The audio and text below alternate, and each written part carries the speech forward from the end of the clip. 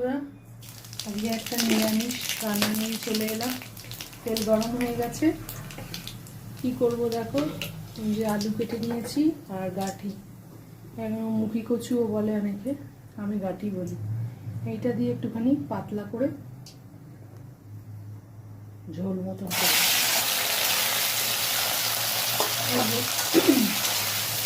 কচু আর আলুকে একটুখানি ভাজাভাজি করে নেবো।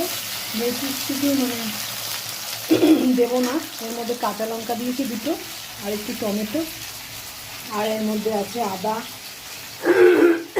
জিরে, ধনে রয়েছে, নুন মিষ্টি রয়েছে, হলুদও আছে, দিয়ে এরকম পাতলা, হালকা পাতলা।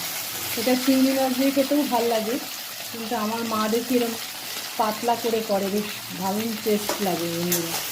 আর পেঁয়াজ রসুন দিয়ে বেশ কষা কষা করে করলেও ভালো লাগে। আমি আজকে হালকা পাতলা করছি, তাই রেসিপিটা তোমাদের দেখাচ্ছি। এটা একটু ভাজাভাজি হলে তারপরে টমেটো আর কাঁচা লঙ্কা দেবো। এর মধ্যে কিন্তু কোনো শুকনো লঙ্কার ব্যবহার নেই।